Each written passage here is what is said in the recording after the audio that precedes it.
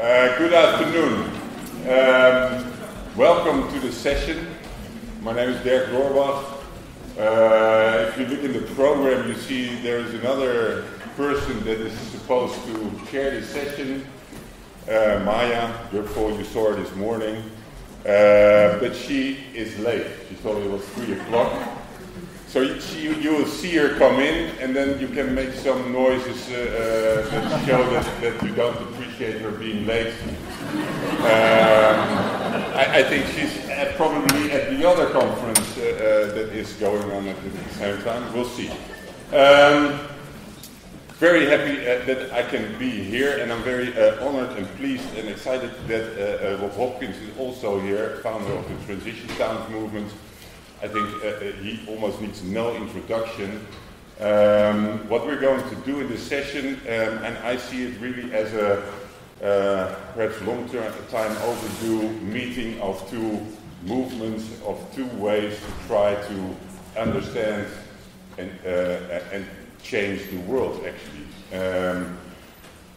What I want to do is I take 10-12 minutes to introduce some reflections on where we are as a transitions research community, what our main challenges are, and how I think they relate to the practice of achieving sustainability transitions, especially in the urban context. After that, Rob will also do the same, but from his perspective mainly. So we try to raise the critical questions and try to identify the issues that are at the nexus between our two communities. Let's see if this is working. So I'm very excited that over time, the last 20 years, we saw the emergence of this academic community of transition researchers. It has evolved from small pockets of engaged researchers interested in questions of innovation, of politics, of social change and social movements into a broadening field. We are here with a couple of hundred people in Brighton at Sprue. There's hundreds more. All welcome, Maja. We already started. We couldn't wait for you. So we grew into this emerging collection of multidisciplinary engaged scientists. But the question, of course, is always when you grow, what's your core identity? And I think this is a discussion that we really also individually and collectively have to persist in. What binds us together? And to me, at the heart, and it doesn't matter which type of perspective you take or which type of domain, we are about trying to understand non-linear, disruptive, shock-wise, deep, fundamental change in social systems. And you can look at it at the level of society, at the level of a city, at the level of a community, but it is about understanding this process of disruption, of non-linearity, and it requires a way of thinking where you at the same time look at the systems level, you think in terms of radical futures, and at the same time operate in a much more pragmatic way on the short-term understanding that things are complex and evolutionary.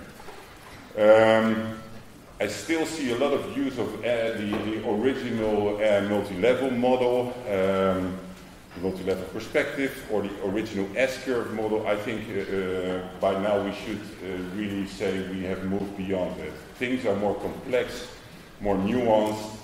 This is a heuristic we are using, but please create your own way to critically reflect on the patterns of change that we see around us.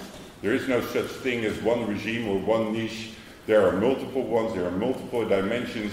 What is at the heart, at least for me as a political social scientist interested in social change, is the interplay between, on the one hand, this very slow process of emerging alternatives, and we hear Rob's story that fits nicely in this sort of bottom curve where people start to experiment, they abbreviate from the mainstream, they are ridiculed, they have to fight, they have to close down and create collective identities, and over time they might transform, which is also what I think Transition Towns went through, towards sort of growing, diffusing in numbers, and then they start to become apparent to the mainstream outside world. But this process is only possible, the growth in numbers and the adoption of alternatives, when at the same time there is this process of lock-in path dependency and destabilization happening at the level of incumbent structures, routines, and cultures.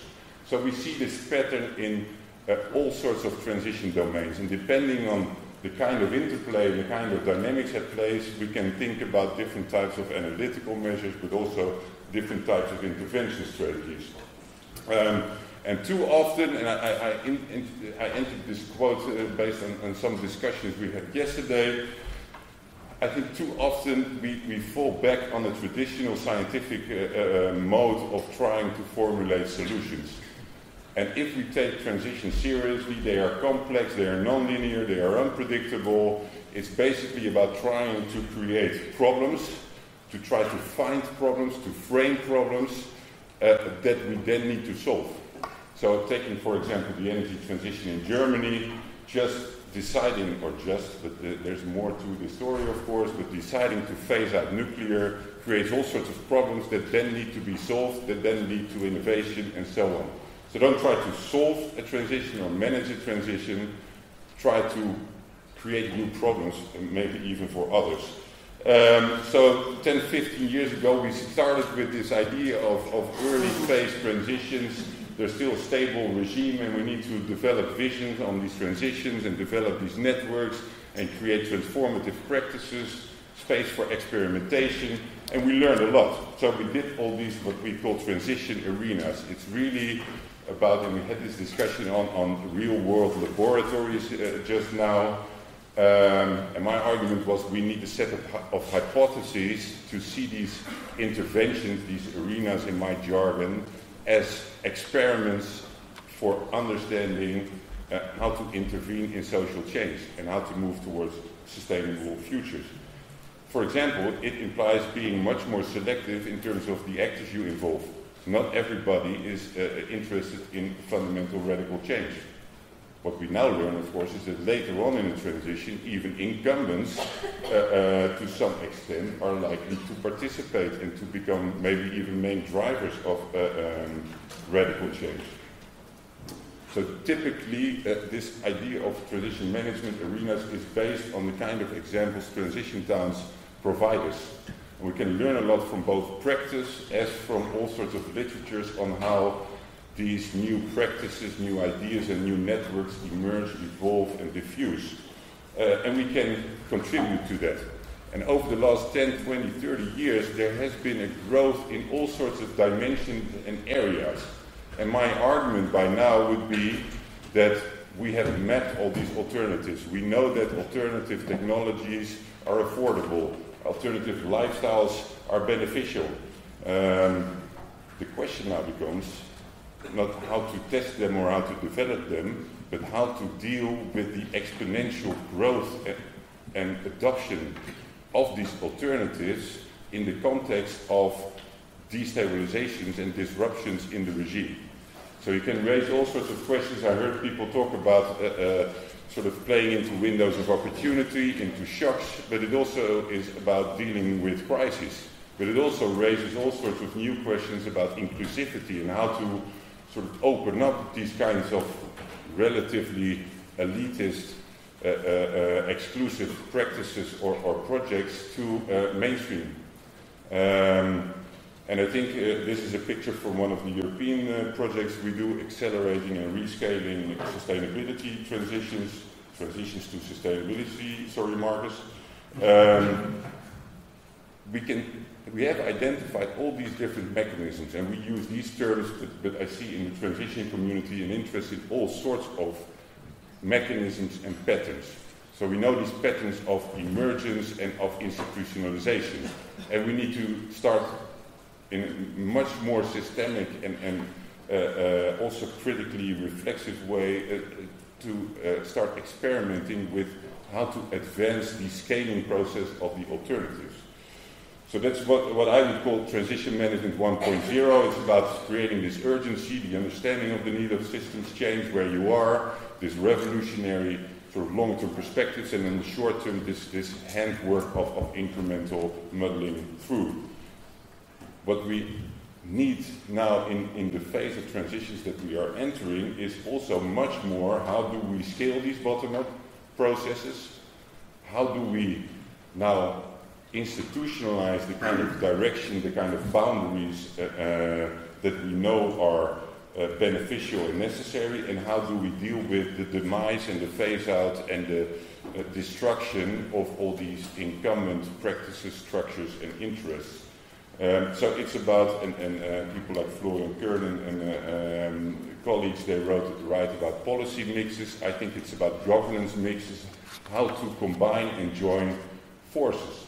And in a way, I think this session to me is about how to join forces between the practice and the reflexive side of this interest in achieving large-scale systemic change. And I will end here because I want to sort of have an even more normative statement to finish off on. That a lot of what is generally labeled as sustainability, and I'm afraid that sometimes I see the same happening with transition, is that it just becomes a catchword for innovation and change in general. I think if we take seriously the warning signs on sustainability, whether you talk about climate or inequality, there's no way that we are not heading for a very disruptive and chaotic and shockwise period of change. The question we should be concerned with is how we mobilize this disruption and how we play into it, how we prepare for it, so that we end up on the other side in a new type of stability that is beneficial, that's within ecological boundaries, and that's inclusive. So I think questioning this notion of sustainability is why I jokingly call it sustainability. It's about change and something different first, and then about sustainability. So that being said, I hope I set the stage for you, Rob. Thank you for your attention.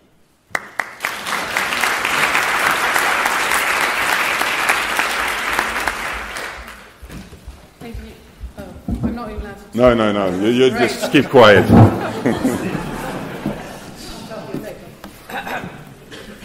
Apologies. We do have the 25th anniversary of webinar. I don't know what efficiency thinking still is, or craziness on the other hand, but we've had these 5 conferences all in 1 week. So right now they're celebrating 25th anniversary of Wuppertal Institute in the main hall downtown. And this is what I told them. Okay, I told them to boo you as well. Wait, I just brought back a fantastic example illustrating your point by Jochen Flassbart, who's our State Secretary and Environment Minister. He said, for him, the discourse on the energy transition right now is not so much the nuclear, but the coal is the big issue right now, because it has a lot to do with livelihoods, etc., and is strong for the Social Democrats, of course, in terms of protecting labour. But he did make a point, exactly as he said, that we get nowhere if we only say we can add new and more renewable energy infrastructure without talking about dismantling the other. But maintaining both is just not going to be a sustainable outcome. So very much down your lines, thank you. And Rob, you mentioned on the first evening on the reception that you wish for more fruitful debate and exchange between the science and the practice. So we very much look forward to hearing from you what you take away from this. And maybe find other terms, terminology for similar patterns, etc. This translation, I think, is important. Thank you. Can you all hear me okay?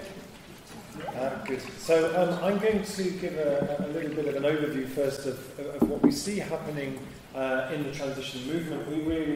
We started the transition movement in 2005 as an experiment. The idea was nowhere knows how to do this on their own, but if enough places at the community scale are trying this stuff out and sharing their learnings in the learning network, then maybe we can really start to figure out how to do this. So I wanted to just give you, this is a picture I took in Denmark that for me just sort of captured what transition groups are doing. They actually, when you give people the right tools, they find their own much better way of doing things than generally what's proposed by those in charge. So, a few things that we see bubbling up from transition, a few of the learnings, I think, is we see lots of groups who are fundamentally about starting where they are. not looking at necessarily how do we engage on a much bigger thing, but breaking those big questions down into things that they can do in the places where they are, acknowledging that local matters, that place matters, and finding, when you talk to a lot of people involved in transition who've done amazing projects, and you ask them what they got out of it, the main thing they report is knowing more people, feeling more connected to the place. This is the Brixton Pound in London's amazing £5 note they made with a Turner Prize-winning artist to celebrate the 5th anniversary of the Brixton Pound. We see a lot of now, particularly in the last few years, this idea of sparking new enterprises, sparking a new culture of entrepreneurship. It's supporting people to start to create the new economy where they are, not waiting for people to do it. This is something we've developed called a local entrepreneur forum. It's a great way of, we hear a lot the term community-supported agriculture. This is sort of community-supported enterprise, when a community comes together to get behind its entrepreneurs, and we see more and more new businesses being started through transition groups. There's a lot about reimagining work, what that might actually mean. Can we actually be creating livelihoods that resonate with our values, rather than us having to leave our values at home in a little box under the bed every morning before we go off to work? This is an amazing place called Ungersheim in the Alsace in France, where the mayor, we hear a lot of local authorities come to us and say, we're doing transition. What they mean is we've taken one little bit of transition and we're going to call it all transition and feel a bit better. The mayor of Ungersheim basically saw one of the films we made about transition and said, yeah, we'll do that, all of that. And they're doing just the most remarkable, biggest solar farm in the Alsace, local currency, 100% organic food in all the schools and government buildings, 8-acre market garden, doing that. It's really amazing. And they sold the school bus and they bought a horse instead to take the kids to school. And it was just beautiful. And then in the day, the horse goes off and works at the market garden, does the ploughing, and then it goes back to pick the kids up. When I was there, I met this man who was in his 70s. He said, all this transition stuff is fantastic, but that horse is a bit much. And I said, really, do you not think that for those children being taken to school by a horse is not just a magical thing that will stay with them for the rest of their lives? So by taking a different approach, they're creating all kinds of work for all kinds of people in that place. Stepping up this thing of, actually transition happens not by magic, it happens because people like yourselves, people in the places where they live, decide they're going to step up and do things. And this is one of my favourite stories recently in Brussels, in the middle of Brussels, in a red light district, community living alongside prostitution and the problems that brings. A lot of people driving up and down the street all night. The council put these blocks in place to stop people doing that, where the people on the street said, we can do it better than that. And they built this garden. And this garden isn't going to feed everybody on the street, or even one person on the street. But what it did was, it was people's first step into the experience of doing something, and it working, and it making a change, and it changing their place for the better. And many of the people who were involved in this then went on a few months after this to do the most phenomenal community-led response to the refugee crisis they built, using recycled materials, a garden that produced, that fed 1,000 people 3 meals a day, a school, a health centre. But they traced the confidence to do that back to this. So we need to be giving people the tools to feel they can step up. Crowdsourcing solutions, the idea, the beautiful Brian Eno gave a talk recently where he said, in our culture, we tend to refer to genius. We look for people who are geniuses. And so actually, that's a really silly way of talking about it. We need to be talking about seniors. Because actually, all the people we think of as geniuses emerged from a scene of people around them who made that happen. You know, they didn't just emerge magically in isolation.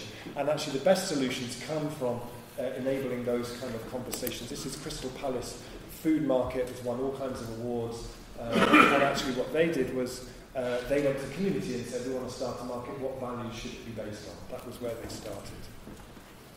Supporting each other, again, as I say, transition doesn't happen by magic, it happens because people work with each other, and many of us have lost the skills of how to work with other people in a way that means that we don't all fall out with each other and end up suing each other for slander within 6 months. And actually having the skills to run good groups, to run meetings that people want to go to, is a really important skill, and it's one of the things that makes all the difference. This is in Pasadena, where they run a repair cafe, and they have NASA and Caltech up the road, and those guys come and mend people's iPads and iPhones and stuff, And one of the people there said, I can't believe the guy who built the Mars rover just fixed my electric shaver. And the way it works with their repair cafe is, we'll fix whatever you want for free, whether it's your curtains or your iPad. The only deal is, while we're fixing it, you sit in the chair opposite me and you tell me a story about your life. So the question is really, what are they repairing there? They're repairing a lot more than iPads. Reskilling is a big strand that runs through transition. This is in Brazil, where a more middle-class neighbourhood and a favela are working together to teach each other the skills they need to be able to harvest rainwater in a way, in a city facing what they call a hydric collapse, that they're looking at, and there's big outbreaks of dengue fever because people aren't harvesting rainwater properly, teaching each other how to do that. Putting care at the heart of what we do is something that you mentioned how transition has evolved over time. It's really a sort of a fundamental bit in the middle of it now. It's about creating cultures that care for each other and telling inspiring stories and having things that travel, or sticky stories, I sometimes use the term. You know, the idea of a town that prints its own money. People like that. The town that put David Bowie on a £10 note is so much cooler than the Queen. These are the stories that actually spread and become sort of totemic of a movement. But how do you research it? That's really the question. And actually, I sometimes sit down and go through the database of what's now quite an extensive academic literature on transition. And actually, the stuff that's useful to me as an activist doing this stuff and supporting people doing it, I could probably count on both my hands. There's lots of research. Usually there's a format that goes, what is transition? What's the model it proposes? And then it talks about the 12 steps of transition, which was the model from the first book we did about transition. My plea to this conference today, to any researchers doing stuff on transition, please stop using the transition handbook as the only reference on transition. There's like sort of 8 years worth of far more up-to-date, useful material that has been produced since. And for me, it's one of the hallmarks when I look at research, how good it is if I go through the resources at the back and see how up-to-date they are. And then it goes, how is it performing? Which is usually then saying, rating it against those 12 steps and trying to work out how well it's doing. And at its worst, the research approach to transition is a very extractive one of saying, please could you ask loads of transition groups to fill out our surveys, and then 3 years later we'll produce some incomprehensible piece of research that's really of no use to anybody, but we'll take up loads of your time. You know, transition groups are volunteers working incredibly hard. So one of the things we produced in Transition Network was a transition research primer that was a guide for researchers coming in about how to best sort of work with transition groups. One of my favourite bits of research was by a guy called Luigi Rusti, who wrote a book called Everything Gardens and Other Stories. And as a researcher, he came to Totnes and he just lived there for a year. He just got involved with everything. And one of the things that he talked about, he said, people talk about the transition movement. He said, it's not a movement. He said, a movement tends to be something completed and frozen in the past. He said, for him, transition is a moving. That actually what you're seeing is something that is continually evolving, absorbing new ideas. And I had a quote from that I wanted to read. He said, it's adaptation, it's multidimensionality, it's increasing diversification, playfulness, creativity, openness to new ideas, influences and practices are the heart of what transition is about, rather than the models published at different times, like the 12 steps, which represent little more than snapshots representing one person's interpretation of how it looked in that moment.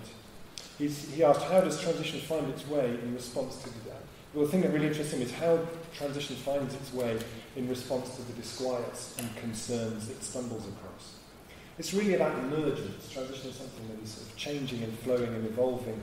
It's complex, as you said at the end, it's complex, self-organising, distributed, looks different in different places. It's not just about carbon reduction. When people come and say, but how much carbon has this transition initiative say that really, really misses the point? Although it's important that it does that as well, of course. So I did a PhD that I finished in 2010, which I did because I wanted it to be of maximum value to my local transition initiative. So it included lots of different approaches, different methods. I did focus groups, I did oral histories, we used open space and World Cafe as a research technology. We used in-depth interviews. We did a big piece of research called Can Totnes Feed Itself? We surveyed hundreds of houses across the town. And actually, what came out of that was really, really valuable to us as an initiative. And of course, when you look at the literature, these wider debates about how transition sits in the wider context of transitions and so on, is really useful. But actually, for those of us who are on the ground doing it, it's kind of not that useful. And there's some great research around the research that Fiola and Nunes did in Reading, which was really, really helpful to us. Jill Safang and Noel Longhurst's work. There's the Transition Emerging study that's happening in Canada at the moment. Some of the really useful stuff about diversity groups, researchers embedding with transition groups, looking at diversity, stuff looking at local currencies and the impact of that. There's a beautiful study looking at the Bristol pound, which looks at the number of human interactions people have when they go shopping with a debit card, credit card, or when they go shopping using a local currency. Because actually, at a time in the UK now, you can go around a supermarket and never speak to anybody at all. You buy your stuff, you cash yourself out, you go home, and then we wonder why sociologists say the UK is facing an epidemic of loneliness. And actually then, we find when you go shopping with local currency, people say, oh, that's really interesting, oh, I love it when people use that, and you have all conversations. So I guess I wanted to just bring just to close with a few things of needs from the transition movement. What are the things need-wise that would be really useful? One of the things is it's really helpful for us when people doing transition are able to become researchers themselves. And not all of them really want to. People get involved because they want to make stuff happen. They don't want to be researchers. I spoke to one woman who works for the Arts Council, does amazing work on cultural return on investment, really interesting. She does sort of research and that. And I said, oh, brilliant, it'd be great for you to bring that to a transition group. She said, no. She said, when I do my transition group work, that's to switch off from all of that. The last thing I want to be doing is researching. I go to it to switch off from all of that. So it's about giving groups a spectrum of different tools, and we have been working with the University of Oxford to give transitioners things that they need so they can gather data. We produced a lot of the pictures you saw were from something we published in December called 21 Stories of Transition. And in that we asked groups, one of the things was, how many volunteer hours have been put into your project, into this project we're talking about? And only 6 of the 21 could actually tell us that. And that totaled up to 18,500 hours of volunteer input. I was wondering in Totnes if we had done that from the start, what that figure would be. One of the things that we really love is when researchers come and sit alongside transition and say, how can we help? There's a huge, transition groups are hugely ambitious. They want to change, as Dirk said, the way a place houses itself, feeds itself, powers itself, employs itself. And we're doing some work at the moment about how we develop Transition Network as an organisation with researchers who sit alongside, fit in around our timetables, how we work and so on. And also, transition, when we started, as you said, it's changed a lot during the time. When we started, we imagined it as an environmental process and sort of an ecological community process. Actually, now we see it as a cultural process. It's about how you change the culture of a place to be most prepared and ready for the shifts that you talked about. But that requires longer-term research. All too often, research is short. It has a 6-month period. It comes, it goes, there's funding, and then it's gone again. Actually, studying transition over time is when you start to really notice the really interesting things. And there are pieces of work that are really, really valuable for transition groups that actually are often beyond their ability to do it. Things like an economic blueprint, which a number of transition groups do now, an analysis of the local economy and where the money goes. In my town, for example, we now know we spend £30 million on food every year. 22 million of that leads through just 2 single supermarkets. But it means that we can then have a case of saying, if we can manage a 10% shift, that's £2 million of our economy every year. That's economic development. We can start, we can drive. But that's a big piece of research that actually that we did ourselves, but other people could have done much better. Measuring the economic impacts of what groups do. One of the big challenges in research around transition initiatives is around this idea of resilience indicators. The PhD that I did a lot of work looking at resilience indicators.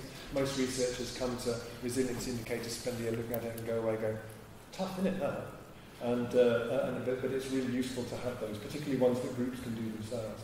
And also ways of looking at actually groups and how they work and how the tools that we produce around what we call inner transition, how groups manage burnout, how groups manage grief, those things that actually stop everybody getting into this work crash pattern that's so common among activists, researching now levels of engagement, the impacts that transition has on political decision makers is a really fascinating area of research that we see in different places.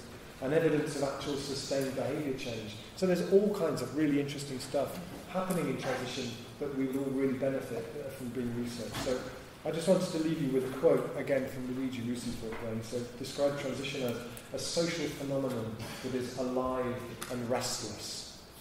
And so I guess my challenge to you is, how does one research a social phenomenon that is alive and restless? Thank you so much.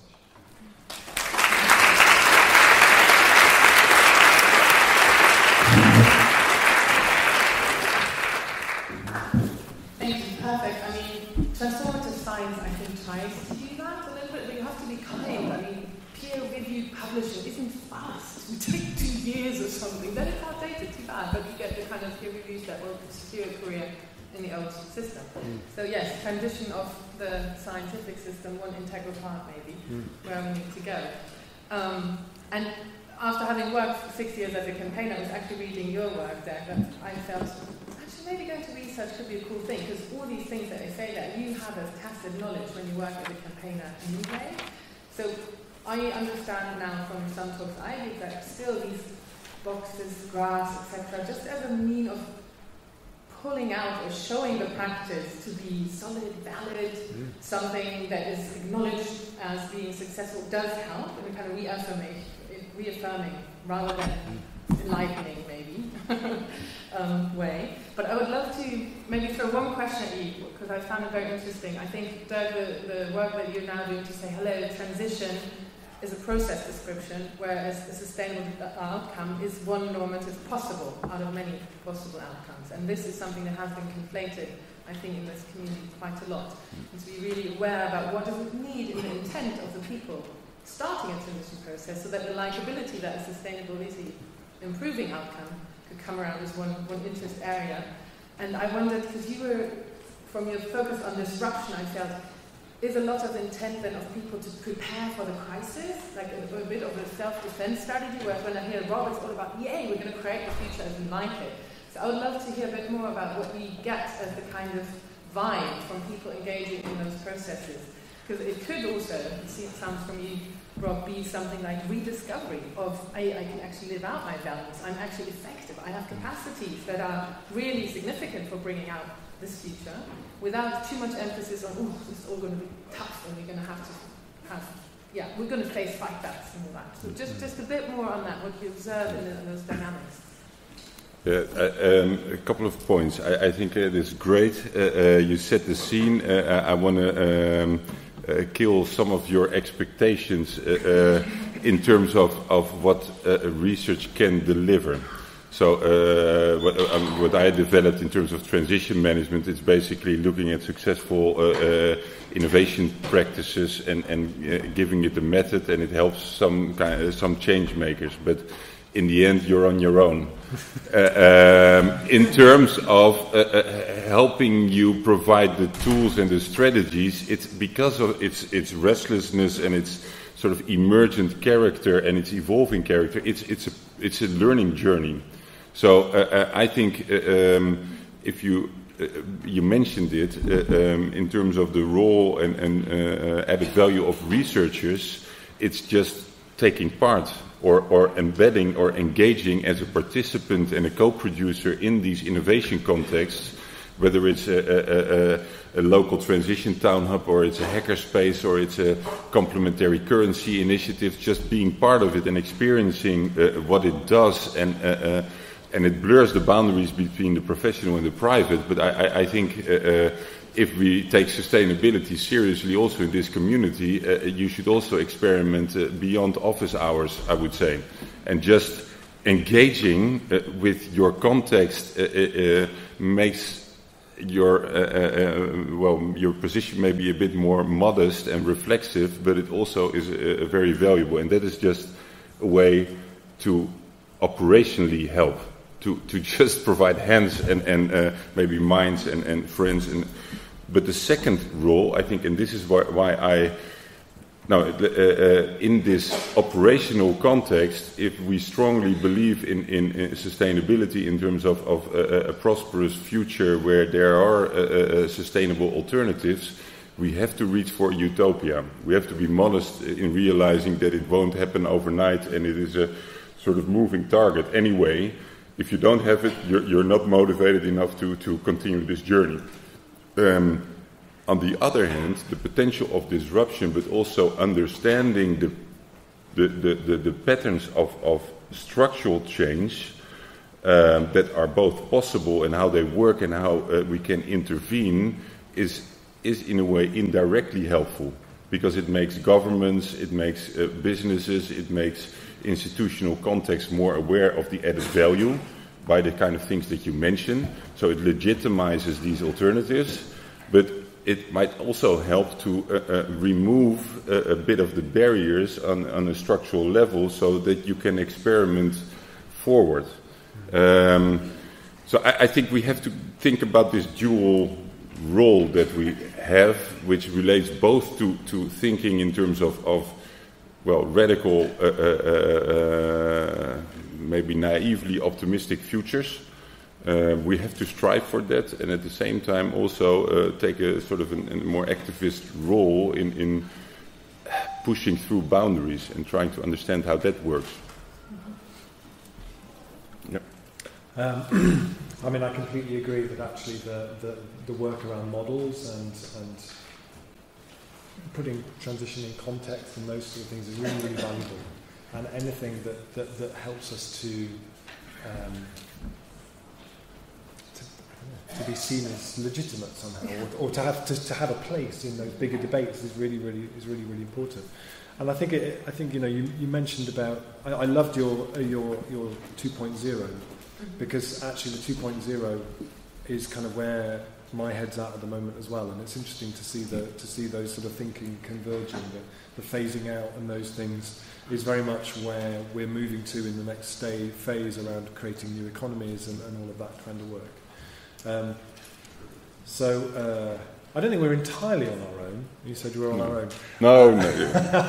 Because there is some great research happening, and some of the research that really does that thing of sitting alongside us has been hugely valuable to what we do.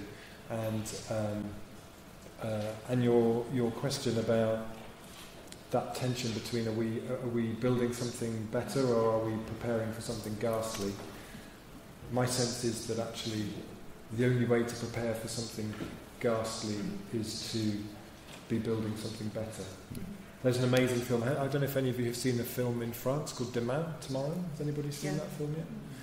There's a film that came out in France during COP21 called Demain, which has been a phenomena in France. It's been seen by 1.3 million people and won the best documentary and was on in mainstream cinemas for months. And actually the story that film told that was so wonderful was a story about what tomorrow could be. And actually, yes, you need to reflect on why we need to do something different for tomorrow, but actually you got all that stuff out of the way in the first 3 minutes. Unlike Al Gore's film that was 2 hours of collapsing the icebergs, and then a little bit at the end that said, but hey, you could drive a bit slower, which people didn't really buy that. So Demain is an extraordinary taste of that. And I think what we do in transition as well is that sense of you can't just tell people that it's going to be, that there's big shocks coming and then leave them with that. We have to design spaces and tools to allow them to digest that with other people in the context of something happening around them that they can get involved with to feel like they're part of the solution. And that actually you can start to see things changing around you as a result of it. So, yeah. Great. I'm sure there are plenty of questions in this room, so I would like to, we've got a microphone that can travel around.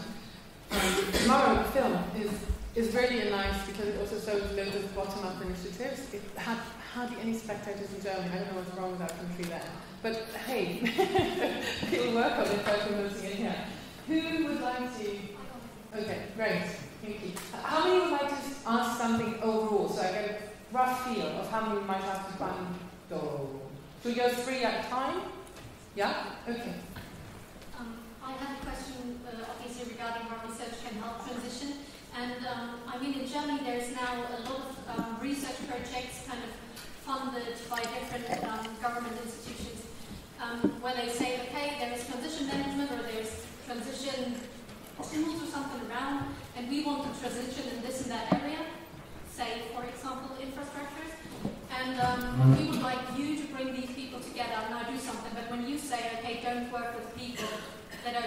incumbents or that maybe they're not really in for a radical change.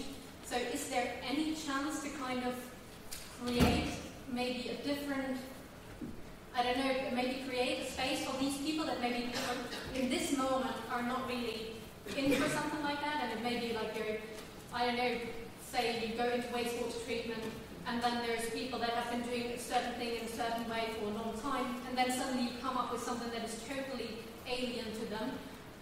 Does that make sense at all, or would you say, okay, well, the government may be funding this, but it really doesn't work in this context? Thank you.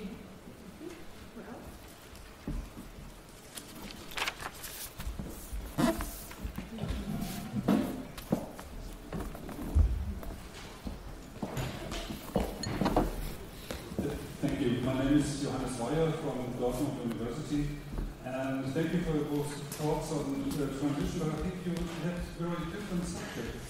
Dirk is talking about transitions for sustainability, and he didn't talk about autonomy. And Rob is talking about, has been talking about transitions for autonomy, local autonomy mostly, and left open the question if these transitions lead to sustainability or not. So I think we have some very different topics. We will make the question that concerns Dirk Lower, very much like your concept of transition management, and every student of mine, if he writes a test, he has to answer some questions about transition management. This is stuff we use very frequently at Dortmund University. But there's one thing open. What is about the incumbents? You said your transition management 2.0 is about phasing out the old regime and creating a new regime. We always ask ourselves, what's happening with the incumbents? Are they part of the game? Are they part of the game that may promote transition or even delay transition? Or are they kicked off because their regime shall come to an end? And so please, could you clarify this question about the role of the incumbents? One more? Mike down there already. Yeah. Yeah, thank you very much for the presentations. My name is weberkissemakers. I was wondering what's actually the difference between the transition moving and the Agenda 21, and how could both movings be combined forces? Great. So we have something around the radical incremental change. How do you ensure the incremental steps are in the radical direction? Tied to that, when is someone an ally and when not? And then maybe, Rob, particularly for you, you could... Microphone. Yeah, I'm a bit short of them. You're short of mics. Okay, but Great. And then, of course, who might be other allies that may be wearing different tags, but thinking around similar lines? I think, are we talking about different things or the same? I think both. So you are talking about the alternative practices of changing culture and lifestyles, basically, which is a fundamental deviation from mainstream lifestyles and cultures, which, from my perspectives, are unsustainable. So, in terms of how we have structured the economy, employment, resource use, lifestyles, we cannot sustain that. And maybe your definition of sustainability is a different one. It relates mainly to the CO2 and ecological question. And I think it deals with all dimensions. And I think part of the change in mindset that we have to make, it's not autarky you're talking about, it's autonomy, and it's about balance, and it's about doing things local and reconnecting and revaluing. So that is a pathway towards, or at least away from, unsustainability. Where we have a different kind of entry point is that I look at a transition from a more systemic perspective, where this idea of a regime is quite central. So we look more at the fundamental change of the dominant lifestyles, and you are more looking on from the perspectives of the emerging and diffusing alternatives. The interesting thing now is that we are entering into a phase where we see all these alternatives really maturing and actually becoming possible. So transition towns, transition movement, all sorts of bottom-up initiatives, but also alternative technologies become affordable, practical, they work. people like them, they become acceptable, and at the same time we see this pressure on these unsustainable regimes. So they are experiencing crises, which also implies that increasingly individuals, but also organizations that we would traditionally call incumbents, are pressured or are even finding advantages for themselves in stepping into this transition. And this is also the change that we have to make. The incumbents are not bad by definition or delaying the process. We need to have a much more refined understanding. Marco Hackett was talking about it also yesterday. Other people are looking into this in the community. Who are our allies? So if ministers are talking about coal exits, that's not a small local movement, but that's a very much an institutional debate. We have the same in the Netherlands. So where we could help is to make the arguments there and create the critical mass and provide the legitimization, the narratives to support the urgency, but also to provide the evidence of the alternative. That's why I emphasize also this systemic side. Thank you. I think in terms of the word transition, I think there is a real risk of the word transition going the same way as the word sustainability. I always remember walking around one of the biggest sort of building conferences, it's called Build, it's kind of Eco-Build or something in London, and you never see the word sustainability so roundly abused under one roof. You know, sustainable concrete, all these oxymorons that follow you around the place. And actually, I think, for me, it is fundamental that what we talk about anyway, with the way we use transition in the transition movement, is that it is about a fundamental shift away from growth-based, globalized economy. Because actually, our take is that, for me, transition isn't just about autarky and local autonomy. It is fundamentally about sustainability, but it's an approach to sustainability that says, actually, when you talk to the climate scientists and they say, if we want to have any chance of staying below 2 degrees, we need to be cutting emissions 9-10% a year starting now. Well, that goes fundamentally beyond the way that we currently do things, the models that we currently use. That doesn't mean any new airports. That doesn't mean increasing reliance on the supermarket system. Actually, it requires a sort of bringing things back home and building a new economy. So fundamentally what we're doing in transition is about sustainability, but it's a version of sustainability that goes much deeper for me. So I was last night in Essen, and I was speaking at an event with which is going to be the Green Capital in 2017, with the minister, with the local government woman who I can't remember her name, who is making that happen. Really interesting, great, bold, visionary stuff they're doing. The questions I was asking her was, so by the end of being a green capital, will it have led to any fundamental shift in the business as usual business model? Will more land have been transferred into community ownership? They're talking about we're going to create 20,000 jobs. Well, how many of those jobs will be new enterprises that emerge from this? Or how many of those will just be new jobs created by the establishment now? So, and in terms of Agenda 21, the question about Agenda 21, I'm a bit out of the loop with Agenda 21 because it kind of disappeared in England. You hardly ever hear it anymore. And for me, Agenda 21 was a kind of top-down process trying to pretend it was bottom-up. And so we were very inspired by some of it at the beginning, but actually wanted to do something that genuinely came from the bottom-up. So I guess ultimately for me, when we're talking about transition, it's fundamentally, and sustainability, it's about moving back to economies that belong in a place and reducing distances things are travelled, putting ownership back into community hands, all of that stuff. So it does go beyond the idea of saying, well, we're changing our water system to using a bit less chlorine, so therefore it's a transition thing. It goes deeper than that. Thank you.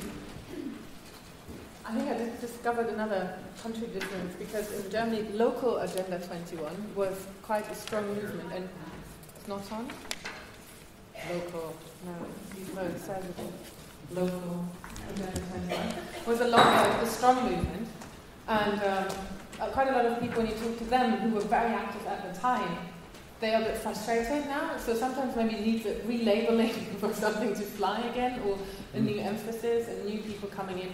And still a new humility as well to learn from what they have already gone through. And Dirk, you mentioned the S-curve, and that's silly.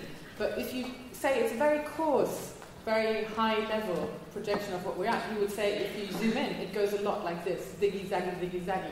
And so we had a big surge towards sustainable development in the early 1990s, and with those initiatives, etc. But at the same time, we had an explosion of the basic capitalist model across the world, because we had the falling of the Iron Curtain, etc. So it kind of was washed away by saying, hey, we now have this perfect model that can spread around the world. Not entirely, but it just really, in terms of the legitimacy of the old model being viable, the growth model being viable, I think we're at a different time now. Because, as you said, the incumbents themselves understand that business as usual is not possible any longer, and they are struggling to deal with, okay, what does that mean for us?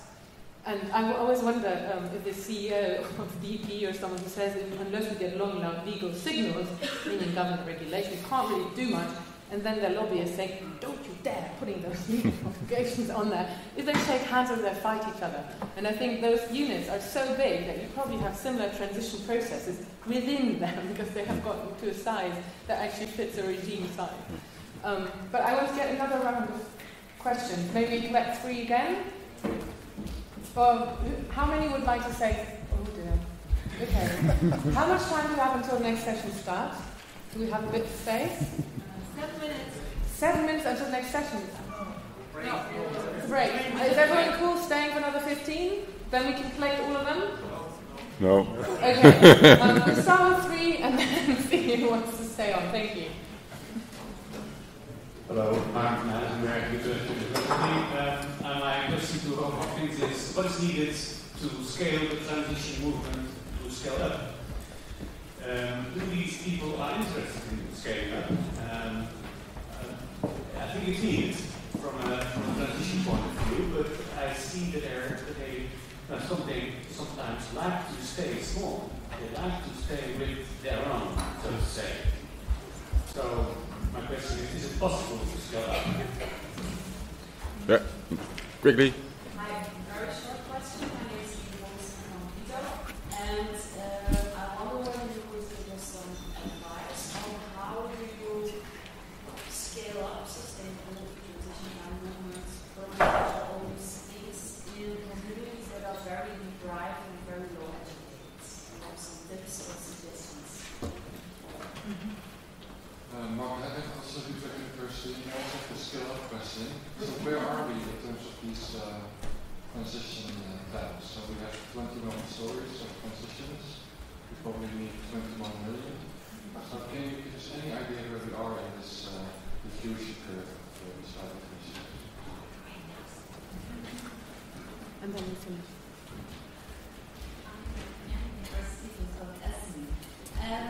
You said that transition is not about moving forwards, but moving backwards. That putting the economy back to the place where it belongs to. So my question is, how far should we move in order to say here is home? Here we are doing good. Great. Okay. Thank you for bundling topics. So we're about scaling, we're about backwards or forwards, and what do we do particularly with precarious communities? So there's a bit of a scaling up theme going on there. Is that working? Can you hear me? No. Yeah. Oh, turn it Someone on. is. So there's a bit of a scaling up theme going on there, and it's very much something that is in our mind all the time, really. And there is, I think, a challenge as a really interesting tension within transition that I think in some groups you find a real passion for scaling up and a commitment to thinking in very different ways and to starting community energy companies. So we looked at, in the 21 Stories book, which was only called 21 Stories because we chose 21, not because there are only 21 stories.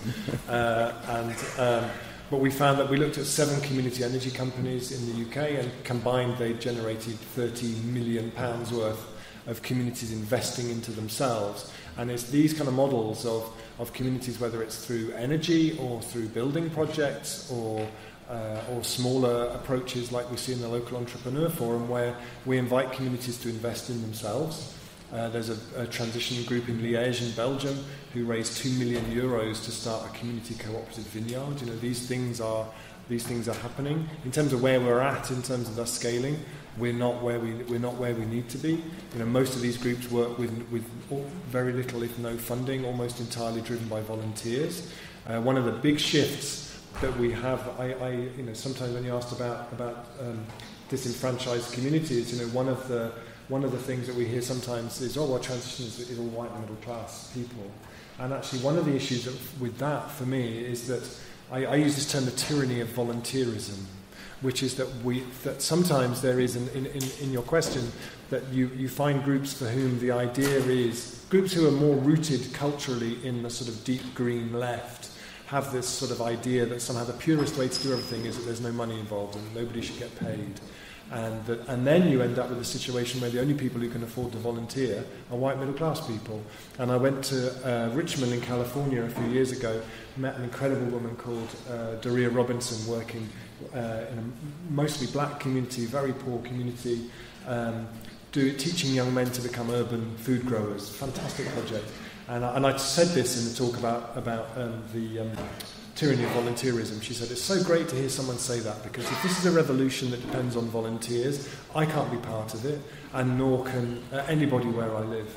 And so for me, there is a real thing about stepping that culture up of saying, we need to be creating livelihoods here, we need to be creating jobs. In Totnes, we're creating jobs for people. That's really where we need to be going with this. And the thing that there's a book coming out in October by a man called Chuck Collins in the US called Born on Third Base, which is absolutely brilliant. And here the book is a call to the 1% to get involved in transition, and for the transition movement to reach out to and involve the 1%. If I had a penny for every time I've been asked, what are you doing to engage poorer working class communities, I'd have quite a lot of money. If I'd have had a penny for every time someone has said, what are you doing to engage the 1%, I'd have an empty pocket. But actually, if we really want to be unlocking new economies in the places where we live, we need to be getting that kind of resource coming in behind what we're doing, and then we can unlock, in a way, the cooperative movement, for example. That was created jobs for people. Once we were able to create jobs for people, then people were involved and engaged. There's lots of examples of transition groups working with communities of colour and poorer communities. But if we really want to scale that up, we need to be thinking in a different way, I think. And in terms of the question about moving backwards, I think it's the wrong terminology, because actually, if we want to guarantee moving backwards, then we carry on with business as usual. It's the only guarantee. Is if we want everything to unravel horribly and us to end up living in the Stone Age, then we just carry on with business as usual. Actually, it's about moving forward in a way that is appropriate to the challenges that we face, taking with us the most useful parts from what we have around us now, leaving behind the stuff that's kind of superfluous, and actually creating a future that is appropriate. So for me, I never talk about moving backwards, it's about moving forwards. Yeah, very, very briefly, I always call it forward with the past. So it's in a lot of ways, it's taking old principles but translating them into a new context where we have a digital platforms where we can share, where we can print our own money, where we can have produce our own energy. So we use new technologies, digital apps to go back to the old principles. Maybe one point I want to make is if transition research teaches us anything about the dynamics of transitions in its early stages, it is always starting with elites. Elites in the sense of people that either have time, have the capacity, have the knowledge, have the drive, have the urgency to resist the mainstream and to do something wild and different, and are ridiculed for it, or people don't understand it, they have to explain it over and over again. This is why we call it a transition. Otherwise, it's just something everybody does. So it has to start with elites, and in a way, the transition research community is also a strange bunch of people from different disciplines that are misunderstood by a lot of their colleagues. What are you doing? Are you normative? Are you a researcher? What is happening? And the challenge we have also is to open up and to become inclusive. Because if we take our utopia serious, and we think that ultimately a sustainable or a sustainable future is possible when we adopt these kind of lifestyles, new models, new technologies and so on, then everybody is involved. And then we are not distinct anymore. So in a way, we cease to exist as initiatives or as communities because it becomes mainstream. And that maybe should be our ultimate utopia. Brilliant. With this call for changing the default, I think then we've made it in this thing. We'll go to coffee and grab a chance, answer more questions, whatever you want to say. But thank you all for being here.